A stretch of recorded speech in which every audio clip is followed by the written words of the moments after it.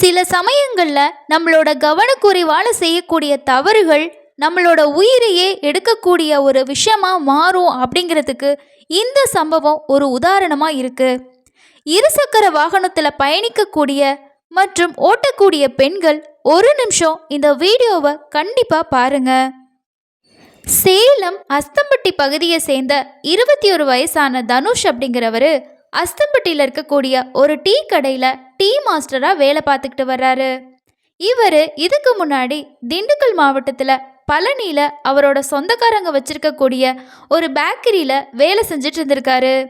அப்போது அதே ஊரை சேர்ந்த 28 வயசாகக்கூடிய காவியா அப்படிங்கிறவங்கள காதலிச்சு கல்யாணம் செஞ்சிட்ருக்காரு. இவங்க 2 பேருமே வெவ்வேறு சமுதாயத்தை சேர்ந்தவங்களா இருந்தாலுமே இவங்களோட பெற்றோர் இவங்க திருமணத்துக்கு எந்த எதிர்ப்புமே தெரிவிக்கல.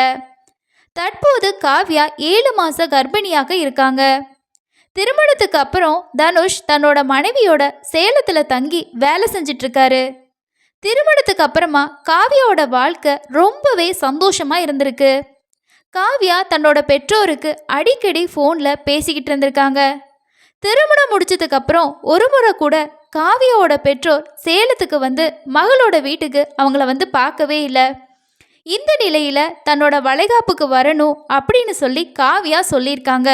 மகளோட வளைகாப்புக்கு மகள் கூப்பிட்டு தான் வரணும் அப்படின்றதில்ல, நாங்கள் எல்லாருமே கண்டிப்பாக வருவோம் அப்படின்னு சொல்லிட்டு காவியாவோட அப்பாவும் அம்மாவும் சொல்லியிருக்காங்க. இதை கேட்ட காவியாவுக்கு ரொம்பவே சந்தோஷம்.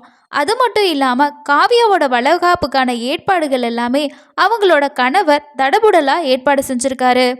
இது மட்டும் இல்லாமல் 14 நவம்பர் அன்னைக்கு காலையில் பழனியிலேருந்து நாங்கள் முதல் நாளே காவியாவோட அப்பாவும் அம்மாவும் கிளம்பிட்டோம் அப்படின்னும் நாங்கள் பஸ் ஸ்டாண்டுக்கு வந்துட்டோம் அப்படின்ற மாதிரி சொல்லியிருக்காங்க.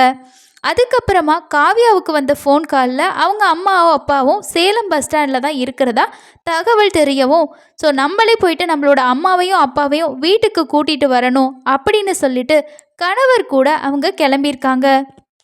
அது நைட்டு டைமாக இருந்தாலுமே தன்னோட மனைவி ரொம்ப ஆசைப்பட்டு கேட்குறா, ஸோ அதனால் அதை நம்ம மறுக்கக்கூடாது அப்படின்னு சொல்லிட்டு கணவரும் காவியாவை கூட்டிக்கிட்டு இரவு நேரமாக இருந்தாலும் பரவாயில்ல, அவளோட ஆசை நிறைவேறினா போதும்னு சொல்லிட்டு அவரோட 2 வீலரில் புறப்பட்டிருக்காரு.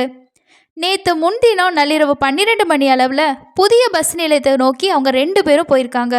அப்போது சாரதா கல்லூரி சாலையில் போயிட்டுருக்கும்போது அந்த மேம்பாலத்தில் இறங்கும் இடத்துல மோட்டார் சைக்கிள்லேருந்து காவ்யா திடீர்னு கீழே தவறி விழுந்திருக்காங்க.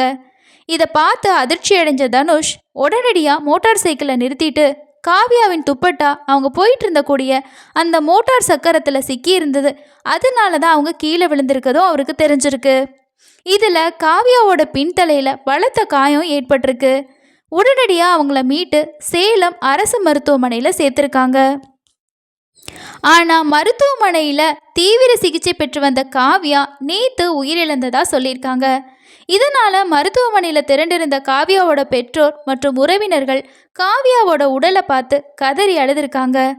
மகளோட வளைகாப்புக்கு வந்த இடத்துல அவளோட இறுதி சடங்குல பங்கேற்கக்கூடிய நிலைமை எங்களுக்கு ஏற்பட்டுருச்சே அப்படின்னு சொல்லி அம்மாவும் அப்பாவும் ரொம்ப கவலையாக அழுக ஆரம்பிச்சிட்டாங்க.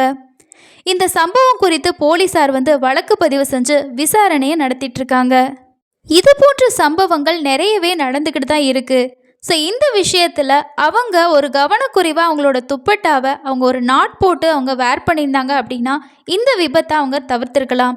இந்த மாதிரி ஒரு சில சமயங்களில் நம்ம அணியக்கூடிய ஆடைகள் நம்ம பயணம் செய்யும்போது கரெக்டாக இருக்கா, முக்கியமாக நம்ம 2 வீலர்லாம் ட்ராவல் பண்ணுறோம் அப்படின்னா நம்மளோட உடைகளை சரி பார்த்துக்கிட்டு போகிறது ரொம்ப நல்லது.